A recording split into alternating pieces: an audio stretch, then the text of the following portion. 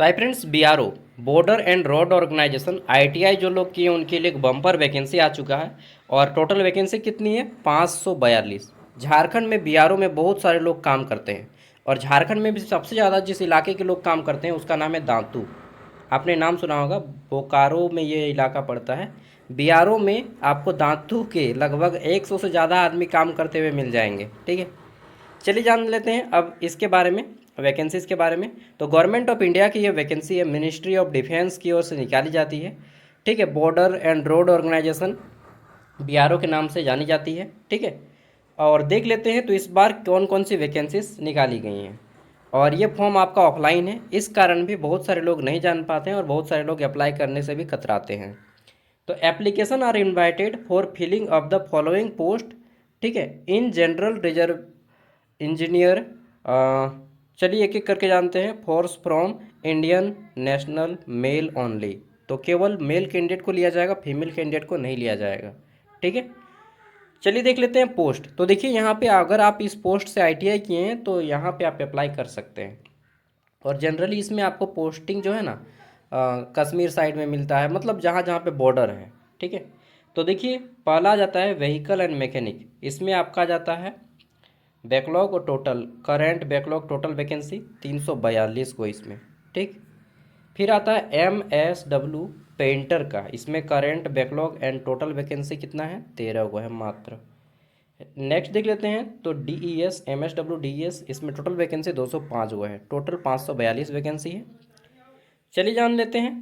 तो देखिए यहाँ पे बोला गया है कि जो वैकेंसी रिजर्वेशन दिया गया है,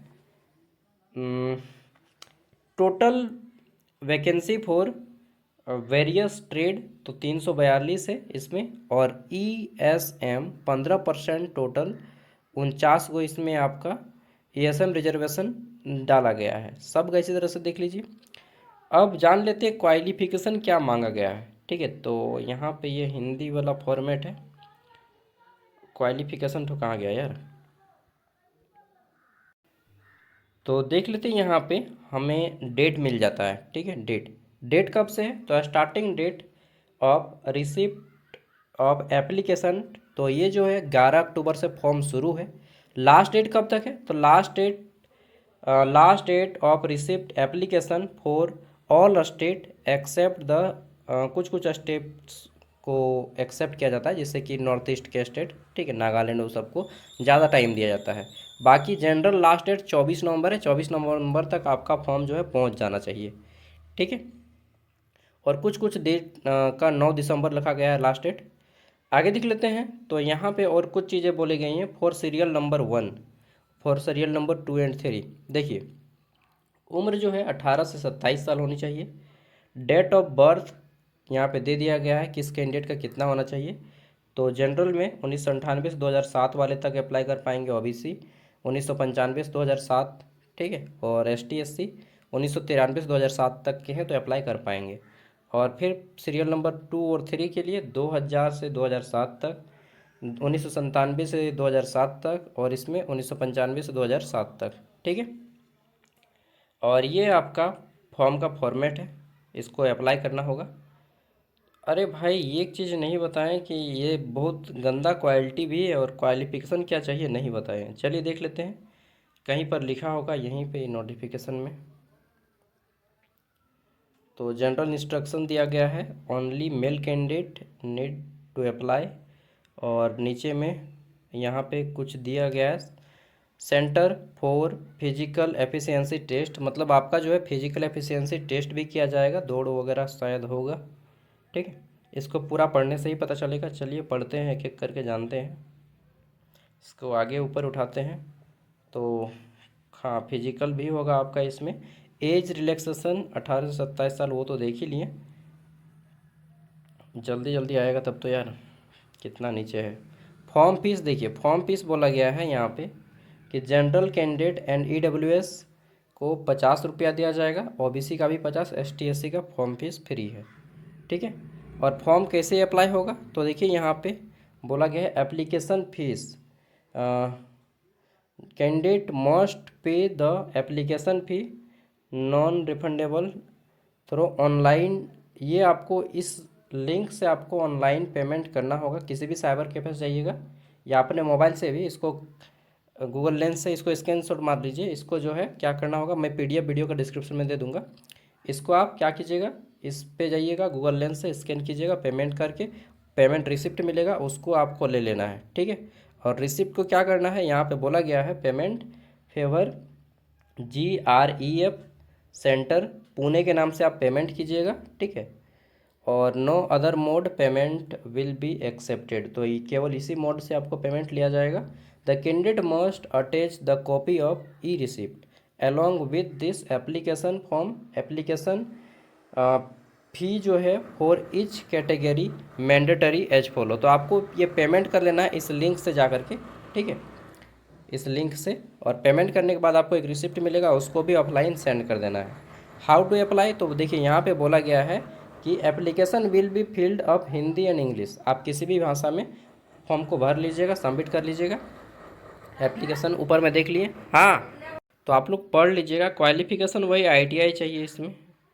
एक बार फिर भी देख लेते हैं, क्वालिफिकेशन तो बहुत नीचे में दिया गया है यार। क्वालिफिकेशन कहाँ है रे भैया,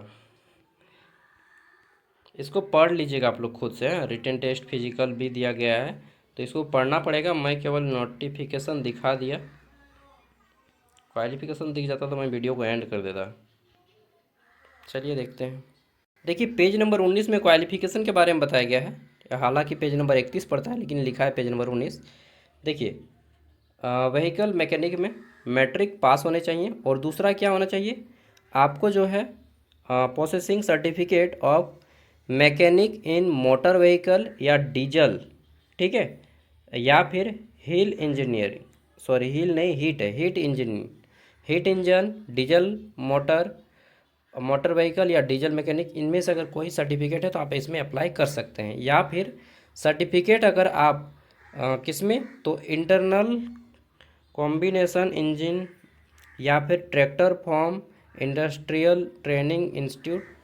मतलब यार इतना गंदा है ना लिखावट कि देखने में पढ़ने में भी दिक्कत हो रहा है। आगे देख लेते हैं। Having certificate defence trade certificate भी, तो भी आप अप्लाई कर पाएंगे।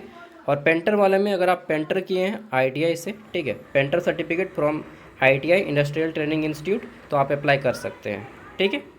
और MSW, इसमें तो बोला गया है कि आप 10th के बाद जो है ITI किए हो किस में, तो मोटर में या फिर व्हीकल में या ट्रैक्टर में, ठीक है।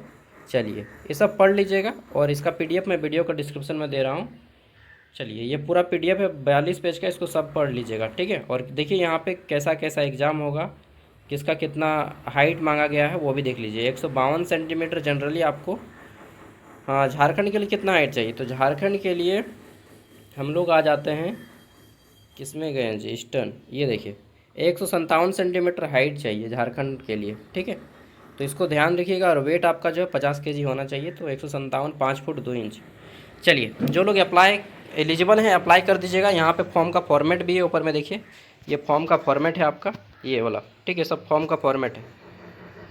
कहाँ गया, हाँ, ये फॉर्म का फॉर्मेट है, पेज नंबर 4 को पेज का फॉर्मेट है, ठीक है। ये आपका आ जाता है पेज नंबर 1 फॉर्मेट का।